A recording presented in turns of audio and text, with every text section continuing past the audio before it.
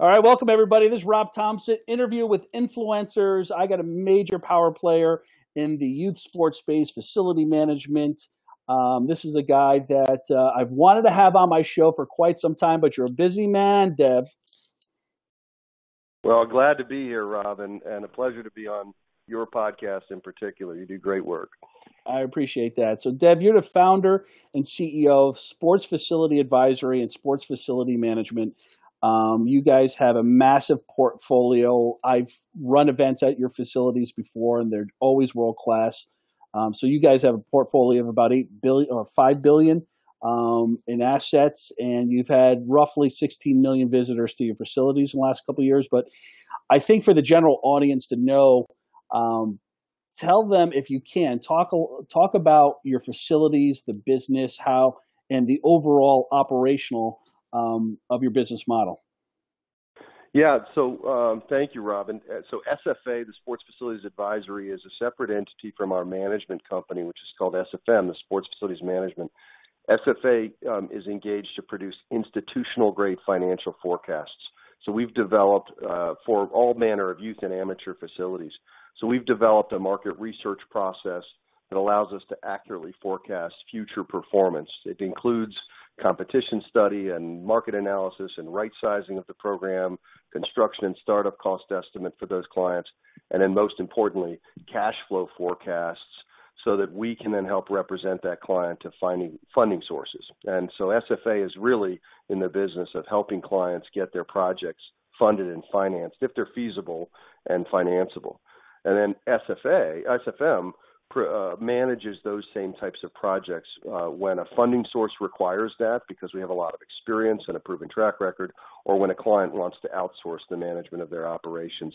And we do that on all types of facilities, but primarily youth and amateur and tournament-style facilities. So 50 million visits in our facilities in just the last 3 years, and we've done this kind of work collectively on about $9 billion in various projects around the world. It's amazing. And for those who are trying to, if you haven't noticed and understood what we're talking about, is these are the massive multiple field, multiple facility sports mega complexes that are popping up around the country, correct? Yeah, in large part because when a community has decided and determined for themselves that they want to significantly increase the spend in their hotels, at the economic impact that can come from these tournaments and events, that community often starts thinking big. And when they think big, they stretch outside of their own abilities. So if it's a small couple of field complex, most communities are fairly well equipped to take that on. But when it becomes a larger endeavor and when the objectives and the revenues associated with that facility are directly tied to filling hotel rooms and driving economic impact, or to doing something transformational in a community, even if it's an urban revitalization or downtown development. When you get into those bigger projects, most communities know they need some outside help, and so they'll turn to us. So you're exactly right. So who are some of your clients? Is it mostly community sports commissions, or is there sometimes private investors in those markets, or a combination of all of that? It's a combination. About 40% of our clients are on the private side, and they tend to be experienced developers. We're working on a number of large mixed-use developments where sport is the anchor. So retail has changed, as you well know. So has food and beverage and office and other space. So those real estate developments today often need to be anchored with some kind of an attraction. And sport and youth sports being the fastest growing segment in the travel industry and the only segment to never decline in a single quarter throughout the recession, has become attractive to developers. So on the private side, developers looking for large mixed-use developments will engage us to help them figure out what they should develop and how that's going to perform and how much traffic it's going to drive and that sort of thing.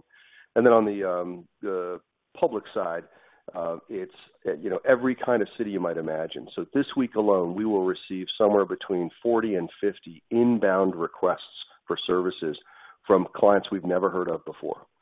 never had a conversation with before. That's the volume and that's coming in, and they include current projects include the city of Myrtle Beach, which is the third largest tourism destination in America, behind Vegas and Orlando. Gatlinburg, Tennessee, that already hosts over 12 million visits a year because the Great Smoky Mountains National Park is there.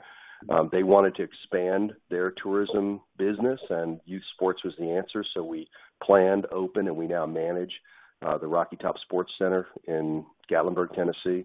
In Hoover, Alabama, we manage an $85 million development, the Hoover Met and the Finley Center, and then a number of others, as you might imagine, across the country. So when you do your due diligence on, and I'm sure you have a great formula for it, when you're doing your due diligence on a market when they reach out to you, I'm sure it's at that point now, how do you put a valuation and just evaluate the overall potential of that market? Is it based upon the local investors, the community, the upside in the next 10 years, or where are parents going to actually travel to that market? I mean, how do you evaluate it?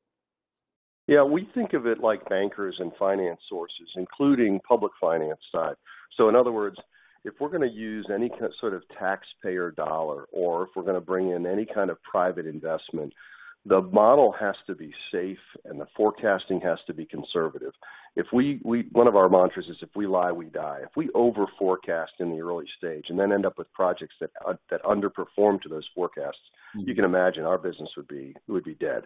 Right. So of those, let's call it 50 new inbound requests this week, a very small percentage of them, maybe 5 to 10 will be qualified enough based on our preliminary market research, which has to do with drive times into a marketplace by population. It has to do with the current sports participation rates in that marketplace. It has to do with the competition in that marketplace. So if we run that preliminary analysis, we can tell very quickly whether a particular destination or project is worthy of a deeper look. And then when we go into market, we want to meet with everybody. So we're meeting with potential strategic partners like hospitals. There's typically a public-private partnership that needs to be created. So we're meeting with the Convention and Visitors Bureau, as well as we're meeting with the city manager, with Parks and Recs. So we have this spectrum and this wheel of different types of groups that we're meeting with to figure out whether we can create enough synergy in a single facility and enough various uses during the week when we're not running tournaments to offset what would otherwise be ongoing operating expenses. And so we're thinking of it like a banker. Do we have the right use, potential utilization to just drive fundamentally, X size in facility? And that's how we right size the concept. Then we get to work and we produce a financing document. And that includes looking at what that particular client's initial capital contribution to the project might be, and really helping them design that capital stack. What's the first money in? What's the next money in? Are we using tax-free municipal bonds in one portion of the project? If we do, that affects what kind of management and what kind of structures can be used in a facility, because there's just laws around that. So it's a bowl of soup, as you might imagine, Rob, to figure out what's the right approach, what's the right size facility, and what's the financing strategy that's going to make this project real. And if we can't get all of those ingredients lined up for that perfect taste in the soup, the project it's either not feasible or it's not financeable. And so if we can pass through all those gates, then we go and represent the project to get that capital. Now you have to open it and operate it in line with what you originally forecasted. And so that's where we really help that client set up the systems and the operating procedures, hire the staff, and put all of the programs in place to make that facility what it was promised to be earlier. So you can imagine that's a few-year cycle with clients. And key to that is our relationship with clients, as you would guess, that we have to be working with clients who want what we have, and we have to deliver to clients meaningful, measurable, deliverables that actually move the needle. What do you find? Yeah, and there's no pressure delivering that, I'm sure. What do you find to be your biggest challenge? Whereas I've seen a lot of these indoor facilities, and the first folks in typically if it's privately funded, I found that it's a guy who, might have been in the industry before, or his kids played and he figures that he could do it better than the local, recreation department or the club teams. And these guys struggle to operate it Monday through Friday and figure out a revenue model that works for them. With these massive facilities in Rocky Top, we've operated there many times, and that's an amazing facility. What do you find to be that magic mix of driving revenue through that 9 to 5 day during the week, where typically it's after hours and on the weekends? Is it tournament business? Yeah, it's an interesting question. So let's separate the facilities. So you have private and you have public. And on the private side, you have training academies that are focused on developing athletes. Places like Bo Jackson's Elite Sports, which we are partners in. So we own a significant stake in the Bo Jackson's Elite Sports Development Group, have a project and a facility that we opened this last year, about a $10 million development in Hilliard, Ohio, outside of Columbus. That facility is dedicated to training athletes, running team building and leadership development programs, and it thrives on that everyday revenue model. You've got to have enough athletes in that marketplace who want and desire training in order to make that business model work. Mm-hmm. It's also built as a dome. Domes are less expensive in startup.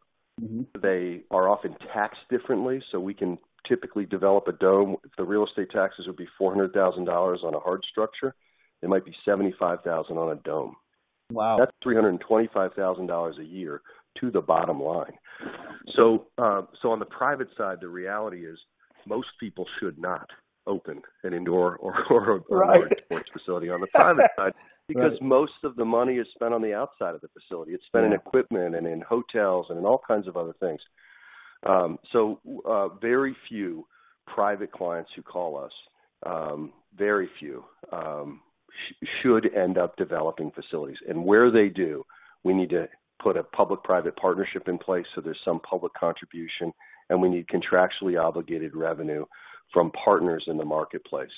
At Bo Jackson's, we have Ohio State University's sports medicine department on site as a tenant in the facility. We have Gatorade and Nike as sponsors. We have a team building center. We have that bowl of soup really works, if you will. Yeah. Yeah. On the public side, you have community rec, which is what you and I grew up with, right? Mm-hmm. Those are parks and recreation assets that are intended to have some ongoing operating expense, right? You're going to pay 25 cents or $1 a year or $1 per citizen per year to offset the operating expenses of a pool or some such thing. And today, those are more sophisticated developments. So that's one side. And then the tournament business is, those facilities like Rocky Top are designed for that weekend and when school's out use.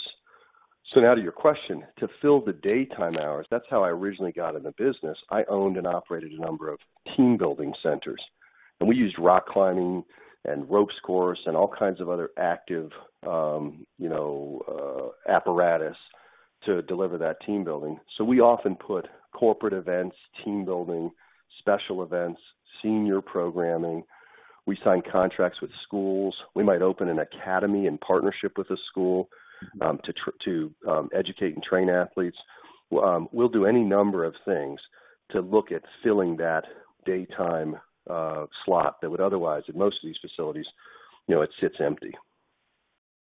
What is, I've seen both. I've seen after school programs in where was it, in outside of Denver, that was just amazing when we were running NFL youth programming there, and I was there at 2:30 in the afternoon, and buses were pulling up one after another, dropping off the kids from school. But there was a partnership, to your point, there was a partnership with the local Board of Education that this was their after school program for whatever kids wanted to opt in and whatever families wanted those kids from 2:30 to 5:30 when the parents picked them up. And I'm like, this is brilliant. This is brilliant. And the place was packed. So Breckenridge. You got it. Collaboration is the strategy. That's our corporate strategy here at SFA and SFM. Yeah. So, we're positioned and designed to partner with and work with all kinds of groups, both locally in the markets that we're in, but also nationally. And we bring that same strategy and thinking into our facilities. A facility cannot and should not stand alone, and it shouldn't be opened as a lone wolf. Facilities should be opened with those partnerships in place, like I talked about with OSU. We're working on a project right now in Memphis, a large project. That project is going to require partnership with the hospitals and the universities and a number of other local organizations in order for it to pencil out into something that can really work. And that's true in every one of the projects we're working on right now that are in the planning phase. So what do you see happening in the youth sports space? And I there was a great article that you were featured in, and also was it on 60 Minutes? Yeah, the HBO Real Sports with Brian Gumbel, and I did the Today Show recently. Well, the marketplace is it's a complicated story in that you have, when we were kids, more kids were playing sport, and that's because school-funded sport and physical education had more kids sampling a lot of different sports. Mm-hmm. What happened in the recession, and what happened, I think it was an unintended consequence of No Child Left Behind as an act. What happened with those two events is that we first defunded school sports with No Child Left Behind in some significant ways, physical education and school sports. I don't think anyone at the time knew what the consequences of that would be. And then the recession came, and we had to retract and defund parks and recreation programs. So you left sport to the private sector, and we're in that private sector. But what that has meant is that the most committed athletes commit to a sport earlier than they used to. Mm-hmm. They become often single sport or, two sport focused, and they're playing travel ball, right? So that works really well if you have a household income of $75,000, $100,000 or more. But what has been left behind are people with household incomes of less than $75,000. So that we see a serious decline in sports participation rates on a national level across almost every major sport. And then this tremendous growth in travel sports. Fewer athletes traveling and playing more games has led to the growth in that segment. But we still have a crisis in terms of who gets access to sport. And so, even in these new facilities, we believe that the ethos of these facilities must be to open their doors during the week and to create programs that encourage access. But that's the landscape. Massive growth in travel sports, great growth in all these facilities. But we also believe we're headed to a point where those facilities are going to end up competing with one another at a level where they need to be utilized in a variety of different ways. So in today's market, you can build a sports facility like Rocky Top, but you also need, in the design of Rocky Top, to be prepared to host conferences and events and showcases and all kinds of other things, as this market is absolutely poised for change and transformation here in the next 10 years.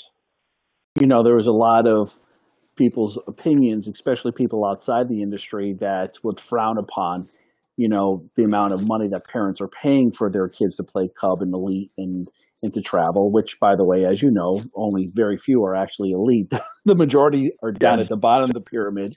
But I found it as, growing up in a very blue collar area in outside of New Haven, Connecticut, my parents they just weren't the parents that they were dropping you off and leaving, or you rode your bike to practice, or they have just the times, right? So, and we didn't spend a lot on vacations. And I look at this generation, and me as a parent of 4 children and being in the business, in the industry, I looked at it as, well, what's wrong with replacing that weekend away to go to a tournament? I called it sportcations, and I said, I see nothing more healthy than a family spending time together. And yes, it's a competitive environment and a competitive weekend, but 99% of the people, they walk away with positive, great experiences that they've been able to do together as a family.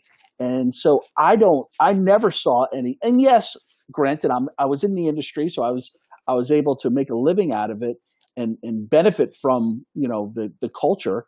But at the same time, what would you rather do? Go home as a kid and not spend any time with your family at all because both of your parents are working, which are a good majority of the kids that you mentioned that can't afford to be in these weekends, but the ones that can afford to do it and the ones that do invest in doing, a lot of them can't afford it and they still do it.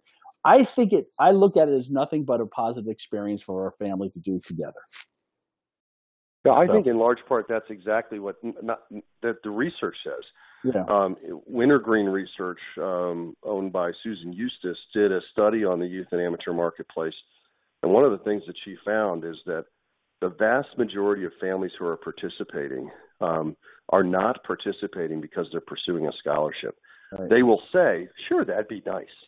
But what they comment most on is the quality of the time in the car with their kids and the quality of the conversation and you call it sportcation, we call it tournication, the quality of that experience in that tournication. So we think that's great for families, and kids who can afford it. It's phenomenal. And, you don't blame the Marriott for being the Marriott. And you don't ask the Marriott to be the Motel 6. Right. It's absolutely true. There's a marketplace for families that can afford this. I think what needs to be added to that is that those same types of facilities and those same destinations should be encouraging programs that support access for all. So a destination like that we might be in, we want them to ask questions before saying to a group, hey, we'll discount the rental on the facility because of the number of room nights you're going to bring in. We ought to ask them how many kids are scholarshiped. We ought to ask them whether some of our local teams who would not otherwise be able to play can play in the tournament at no cost. Mm-hmm. I think there are some very simple and practical ways to drive access. And I agree with you. The overwhelming majority of this is positive. Mm-hmm. Where it's not positive, and what the research suggests around sports participation rates and one of the contributing factors to the decline is when overly achievement-oriented adults take charge of the experience for kids to the point where the kids are no longer dominating the sport, the adults are. Mm-hmm. And so there are a couple of key factors there. One is hyper-specialization too early. It leads to, so a kid who's 9 or 10 or 11 who starts to specialize, when they specialize in a single sport, without knowing it, they're decreasing their chances for a future scholarship because they will not be developing the same level of athleticism, and they are more likely to burn out and stop enjoying the sport over let's call it the 3 or 4 years that would follow. Right. So playing in multiple sports is important. And the other factor is coaches and coach training. We have a lot of kids out there who are being trained by coaches who don't have just fundamental education in how to engage and motivate and keep kids engaged. And so those are issues that we're trying to address. We're addressing it with Project Play 2020, the Aspen Institute Project Play 2020. Right. It's and a number of other national initiatives. What do you think is next? So what's next coming down from? Do you see the AAUs of the world growing or contracting? I think we'll see a lot of M&A activity, a lot of merger and acquisition activity. Mm-hmm. We're seeing it now. The Wintergreen Research suggests that the industry itself, the youth sports industry, not the travel side, but youth sports in general. Mm-hmm. So direct spend in youth sports is a $15 billion industry. They forecasted that will double in the next 5 years. Wow. So, Rob, find another industry that's about to double, and you will find a place that is ripe for M&A activity. And so what we think will happen is that, the events business, and we see it now, it'll contract, and some larger players will begin to purchase a variety of different events and events-oriented organizations. So on the event side, that's what we see coming. We think that's going to come with more specialized training for kids and better value propositions over time. We think it's going to come with, all kinds of digital communication to those kids, and a large portion of that growth, the $15 billion to $30 billion, is advertisers. Mm-hmm. So what we know also is that sponsors and advertisers are going to come into the market and start influencing the landscape. So that's one thing that will happen. I think with facilities, we'll see a continued growth in the number of communities that are developing facilities, but you'll see those facilities, certainly those that we're designing these days, they're much more versatile. They're designed to be, these incredible event centers that can be used for sport as the primary objective, but can be quickly converted into essentially a city or community's additional convention space, if you will. Right. And that's in protection for what might become a bit of saturation sometime in the next 10 years. So I think that's coming. And then, major players coming into the marketplace, NBC Sports. We think Amazon and Google are, right around the corner in terms of their interest in this marketplace. Certainly hotel developers are. New financing mechanisms will be applied. So there's a lot that's changing and churning right now, but we think that the majority of that will be around consolidation in the events business and innovation in the facilities development side. So how about for your business? Do you see any verticals that are adding into it, or are you very comfortable in your space from a management and an advisory side? Well, I mean, listen, at the end of the day, I'm a kid who grew up in a really tough house, and sport lifted me. And so the heart of what we do, and we're, a few hundred people now full time. The heart of what we do is centered around improving the health and the economic vitality of communities we're in. So what we're doing, the verticals are around those issues. Mm-hmm. The verticals are around proving out how a single facility improves the health of a community. Johns Hopkins University's Center for Global Obesity Prevention and others have really good research to help us justify the community health benefits of just getting people active and moving. The outcomes for kids are dramatically different for those kids who get to play sport from those who don't. So we see ourselves promoting that research and data for the purpose of improving a community's commitment to engaging kids in activity. That will mean that we need to both track those health outcomes and have programming that's in direct support of those health outcomes. And then on the economic development side, it's all about, adding value for that guest. So that means that, we need to create events that are both exciting and attractive and interesting. And in the destination, we need to create reasons for those families to either come back for a second visit or vacation, or, to stay in that marketplace a little bit longer. But where we see adding the most value is centered around those two objectives. Does this improve the health and the quality of life outcomes for the kids who we're influencing, and how does it improve the economy in the destination we're working in? Interesting. You mentioned the amount of employees that you have, which is incredible, and congratulations. And I'm sure it's a lot of sleepless nights thinking about everybody. I know how the deal is. What kind of advice do you give to those coming right out of college with sports management degrees to enter into your world? And what are some of the skill sets that you see necessary in 2018 that brings your company value? Yeah, I think so often people follow a sports management degree because they love sport.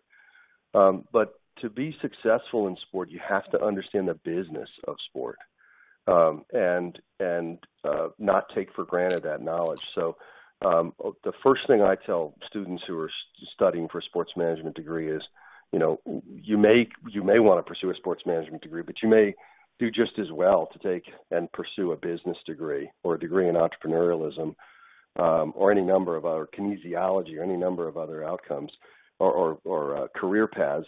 And then you can bring all of that into what it is you're going to do, but know the numbers. If kids coming out of school can't read a budget, if they're afraid of budgets and that fear prevents them from digging in and learning about them, if they don't understand what drives a marketplace, if they're not thinking about how a facility's operating costs compare to its revenues, they will end up honestly working in a ticket office somewhere.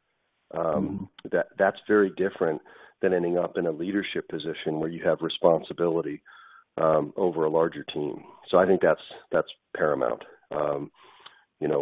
Kids come in and they're trying to decide, do I pursue a career in coaching, or do I pursue a career in marketing?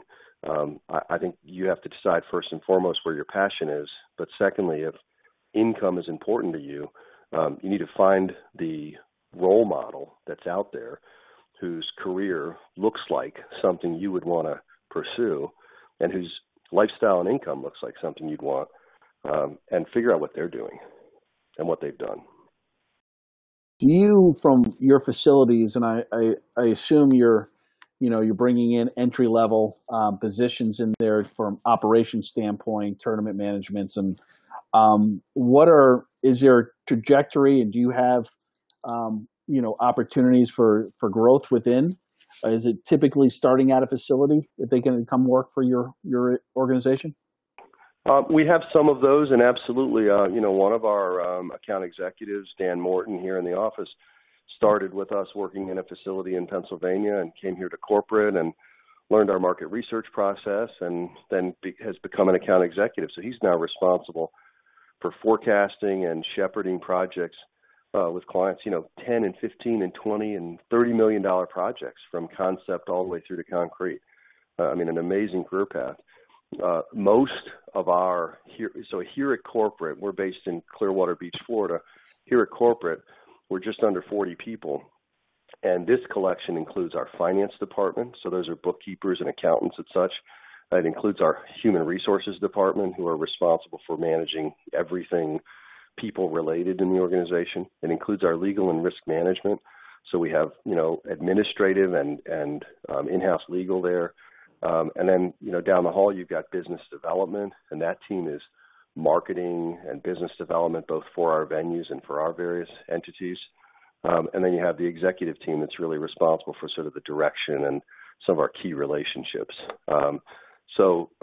Yes, it's true that people can start in facilities and climb their way up. But, to the extent that somebody really wants a career as a sort of advisor or some such thing, they're better off to get as close to the corporate office of whatever company they're working for as they can. Do you guys bring in summer interns as well? We do. So we have interns. We have, we have interns who've joined us as full-time employees. We absolutely do. And listen, the work in the facilities is amazing. Most of that happens from local hires. Right. Except the general manager and the marketing director, as you might imagine. Oh, absolutely. Yeah, I tell our students all the time, I think one of the best places to learn everything that you can is at the heart of the industry is where the events happen, from the facility side. And no doubt about it. Yeah, just the credibility factor, understand where it's coming from the ground up, and I call it the spine of the industry. Starts at the event and customer service and sales and getting people there and experience and the functionality of it from the field itself, and then the outside of the field with sponsor activation. And so if people who are listening now from wants to look at career boards or want to contact you because they're interested in connecting to your 30 million visitors or 50 million visitors, 50, how do they reach out to your business? Well, really, I think the first thing is they should understand us. We have, as you might imagine, a lot of folks saying, hey, how do we get involved? And a lot of those kinds of requests in a week, hundreds of those sorts of emails. Those who end up, successfully making it in and getting a meeting with us and so on and so forth, they need to understand our business. So they should visit the website. That's sportadvisory.com. Yeah. They should learn a little bit about us and do some research before they come in. It's competitive enough that that's the case. And then, they can reach out to the different department that might be appropriate.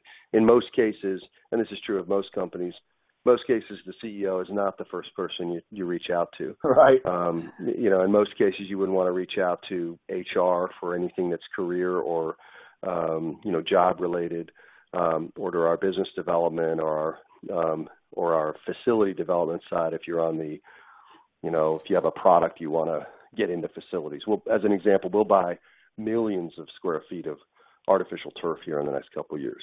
So if you were a vendor in the artificial turf space, you would want to talk to someone in our pre-opening development construction side. So Great.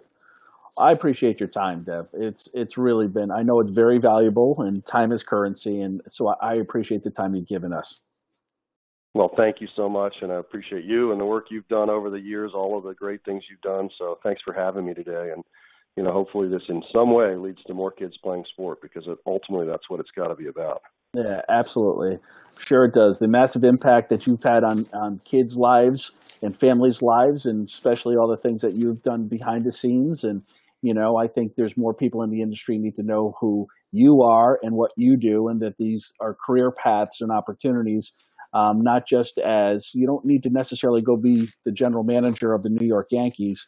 The massive impact that you have on people's lives is, unmeasurable, Deb. So from a guy who's been passionate about the youth sports space for a very long time, I appreciate everything that you have done. Thank you so much. All right. Well, this is Rob Thompson. Absolutely. And this is Rob Thompson.